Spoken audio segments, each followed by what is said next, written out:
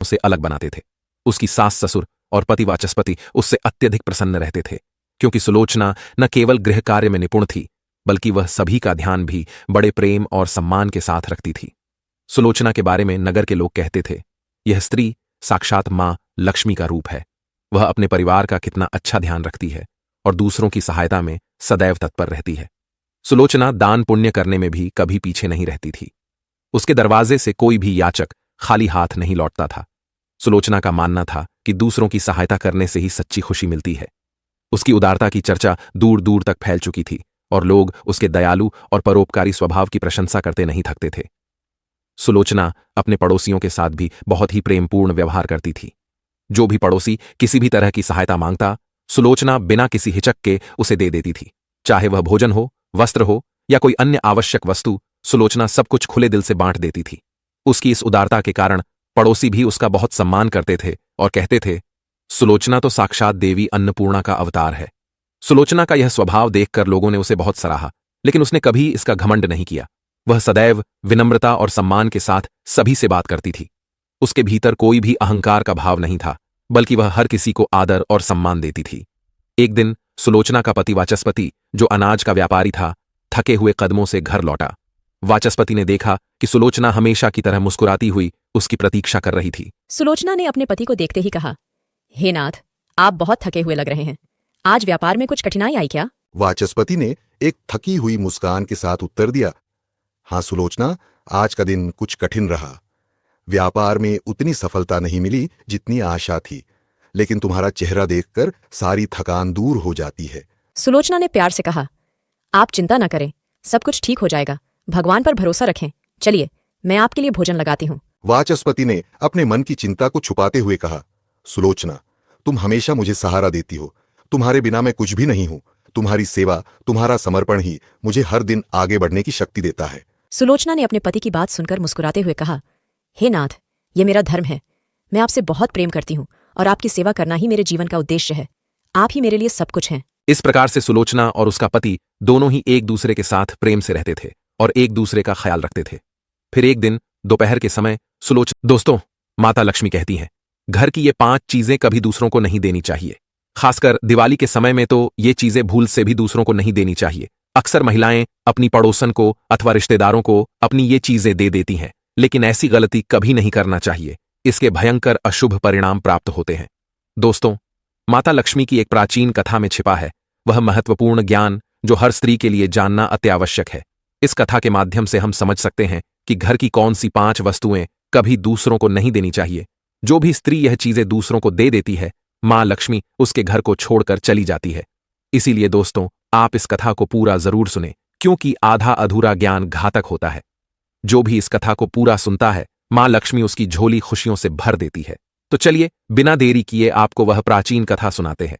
दोस्तों, प्राचीन समय की बात है, जब मध्य देश में एक अत्यंत समृद्ध और शोभायमान नगरी थी।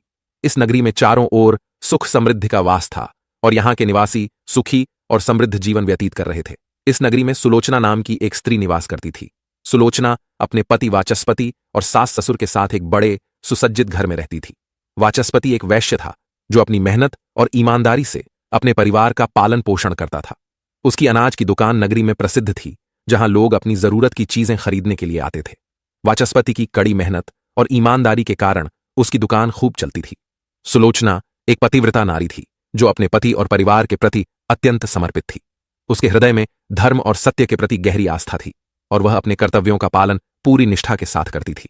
सुलोचना का स्वभाव अत्यंत दयालु था और वह सदैव दूसरों की सहायता के लिए तत्पर रहती थी। उसका दिन सूर्योदय से पहले ही प्रारंभ हो जाता था।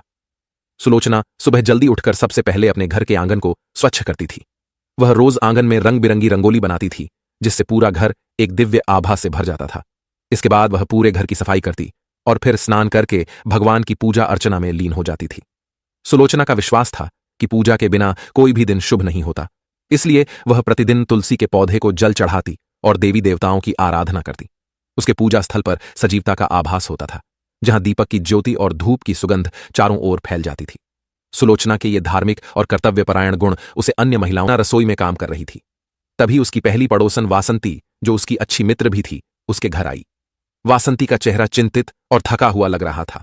जब उस पड़ोसन ने आवाज लगाई तो सुलोचना रसोई घर से चलकर बाहर आ गई तो उसने देखा कि उसकी पड़ोसन खड़ी हुई है। सुलोचना ने उसका स्वागत करते हुए उससे कहा, आओ वासंती बहन, आज कैसी हो? तुम्हारे चेहरे पर चिंता की रेखाएं क्यों हैं? कुछ परेशानी है क्या? सुलोचना की पड़ोसन वासंती ने थोड़ा संकोच करते हुए कहा, सुलोचना बहन, आज मेरे घर पर अचानक बहुत सारे मेहमान आ गए हैं।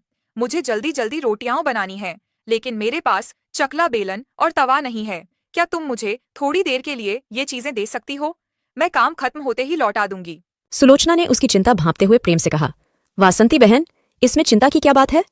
तुमने इतनी छोटी सी बात के लिए संकोच क्यों किया? यह लो, मैं अभी तुम्हारे लिए चकला बेलन और तवा लाती हूँ।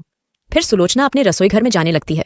कुछ समय बाद वह तवा और चकला बेलन लेकर वापस लौटकर आती है और उसे अपने पड़ोसन को दे देती है। चकला बेलन और तवा पाकर वासंती की आंखों में आभार के आंसू छलक आए। उसने कहा, सुलोचना बहन, तुम हमेशा मेरी मदद करती हो। सच कहूं तो तुम्हारे बिना मैं क्या करती। भगवान तुम्हें सदा खुश रखे।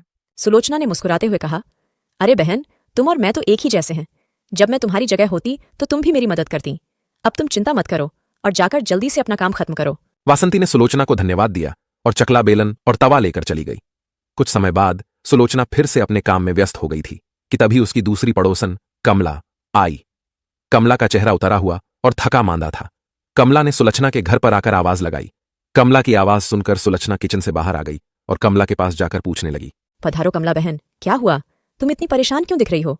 अगर कोई परेशानी है तो मुझे बताओ, मैं जो कर सकती हूँ जरूर करूंगी। कमला ने आंखों में आंसू भरते हुए कहा, सुलोचना बहन, मैं बहुत परेशान हूँ। मेरे घर में बहुत गंदगी हो गई है और मेरे पास झाड़ू भी नहीं है।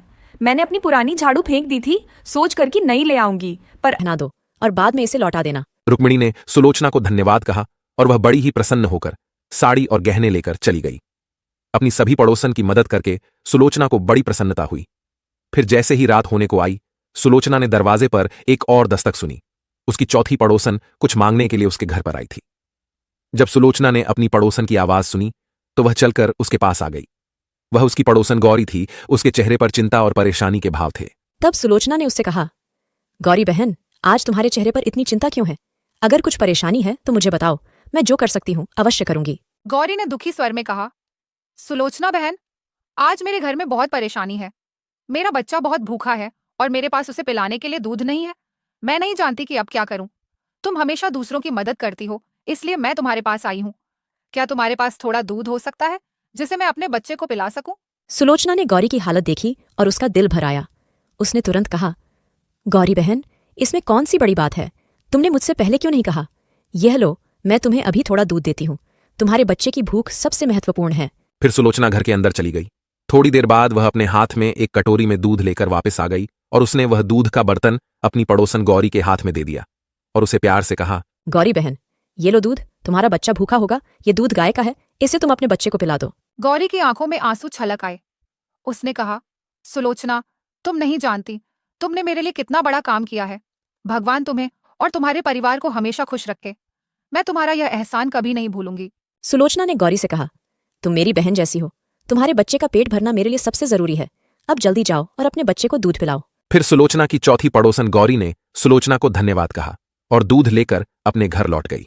सुलोचना की चौथी पड़ोसन के जाते ही सुलोचना के घर से देवी लक्ष्मी भी चली जाती है। देवी लक्ष्मी के जाते ही घर की रौनक समाप्त हो जाती है। माता लक्ष्मी के जाने से घर में दरिद्रता प्रवेश कर लेती है। लेकिन सुलोचना इस बात से अनजान थी। मां लक्ष्मी के रूठ कर जाने से आगे उसके साथ जो होने वाला था, इसकी उसे कल्पना भी नहीं थी। सुलोचना अपने सभी पड़ोसियों की मदद कर देती है और प्रसन्न होकर घर का काम करने में लग जाती है। फिर रात होते ही उसका पति घर पर लौट आता है। सुलोचना अपने पति को प्रणाम करती है और उसकी खूब सेवा करती है और रात को दोनों पति पत्नी आनंद से सो जाते हैं। और फिर दूसरे दिन सुलोचना और उसका पति दोनों जागते हैं तो उन्हें एक बहुत ही बुरी खबर कानों पर पड़ती है। एक आदमी दौड़ते हुए सुलोचना के घर पर आता है और सुलोचना के पति से कहता है, हे भाई, कल रात को किसी ने आपकी दुकान लूट ली है, सारा माल गायब है। सुलोचना का पति एकदम से घबरा जाता है और दौड़ते हुए अपने दुकान पर जाता है तो देखता है उसका सारा माल किसी ने लूट लिया है। वह देखता है कि उसके दुकान में रखा हुआ सारा धन भी चोरी हो चुका है। वह वहीं बैठकर रोने लगता है और भाग्य को कोसने लगता है। फिर वह दुखी और निराश होकर घर पर लौटता है तो सुलोचना वहीं पर खड़ी होकर उसकी राह देख रही होती है। वह सुलोचना के पास आकर खड़ा हो जाता है और कहता है, सुलोचना, हम बर्बाद हो गए, हमारा सारा धन चोरी हो गया है, सारा दुकान खाली हो चुका है। सुलोचना कहती है, आप चिंता न कीजिए जी, हमारे घर में अभी बहुत सारा धन रखा हुआ है जिससे आप फिर से व्यापार शुरू कर सकते हैं। फिर सुलोचना अपने घर की तिजोरी में देखती है तो वह भी पूरी तरह खाली दिखाई देती है। उसके अंदर का भी सारा माल अब चोरी हो चुका था। यह देखकर सुलोचना बहुत दुखी हो जाती है। उसे समझ में नहीं आता कि यह कैसे हुआ। सुलोचना का पति उस पर बहुत क्रोधित हो जाता है और पूछता है, सुलोचना, सच सच बताओ, हमारे घर के अंदर रखा हुआ सारा पैसा कहाँ गया? सुलोचना कहती है, मैं घर पर ही थी, सारा धन तिजोरी में ही था, किसने इसे चुरा लिया पता नहीं। सुलोचना का पति कहता है, ये जो तुम दूसरे लोगों को घर पर बुलाकर खिलाती हो, अनजान लोगों को घर में बुलाती हो, उसी का फल है ये।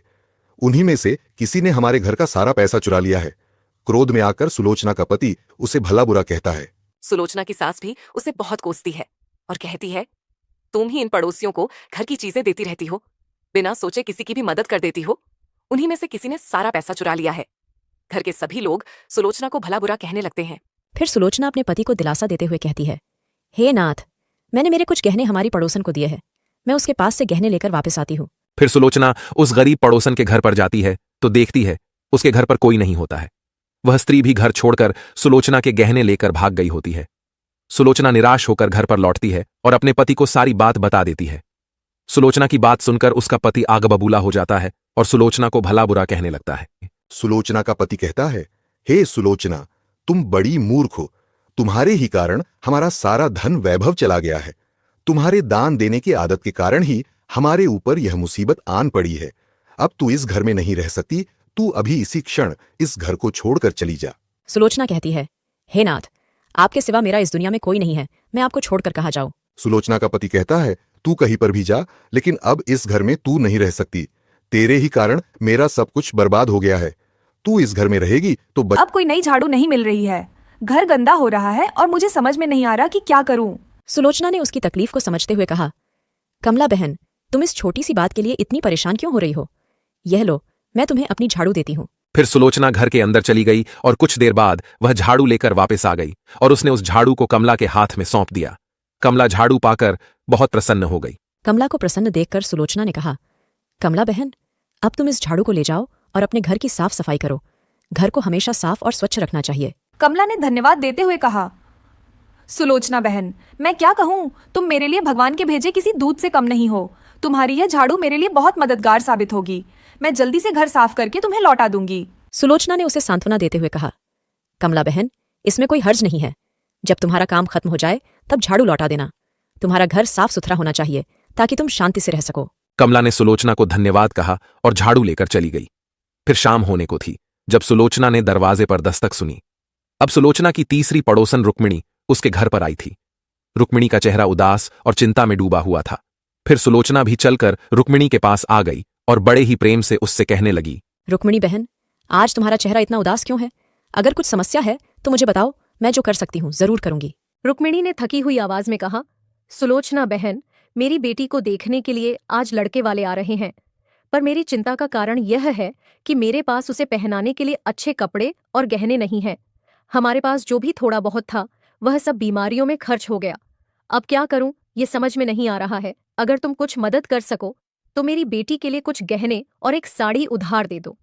मैं वादा करती हूँ काम खत्म होते ही सब लौटा दूंगी। सुलोचना ने रुक्मिणी की तकलीफ समझी और उसकी आंखों में आंसू देखे। उसने अपने मन में सोचा, कितनी मजबूर है यह, अपनी बेटी के लिए कुछ भी नहीं कर पा रही है। फिर उसने प्रेम से कहा, रुक्मिणी बहन, चिंता मत करो, तुम्हारी बेटी मेरी छोटी बहन जैसी है। मैं उसे कैसे बिना साज सज्जा के छोड़ सकती हूँ। ये लो, मैं तुम्हें मेरी सबसे अच्छी साड़ी और गहने देती हूँ। इन्हें पहनकर वह किसी राजकुमारी से कम नहीं लगेगी। रुक्मिणी की आंखों में कृतज्ञता के आंसू छलक पड़े। उसने कहा, सुलोचना, तुमने मेरी बहुत बड़ी चिंता दूर कर दी। मैं कभी नहीं भूलूंगी कि तुमने मेरे लिए क्या किया है। भगवान तुम्हें सदा सुखी रखें। फिर सुलोचना घर के अंदर चली गई और कुछ समय बाद वह साड़ी और कुछ गहने लेकर लौट कर आ गई और उसने वह साड़ी और गहने अपनी पड़ोसन को दे दिए। सुलोचना ने उसे साड़ी और गहने देते हुए कहा, हे रुक्मिणी बहन, तुम्हारी बेटी का जीवन बसने वाला है, यह बहुत खुशी की बात है। अब तुम जल्दी से तैयारियां करो और इस बात की चिंता मत करो। ये साड़ी और गहने लो और अपनी बेटी को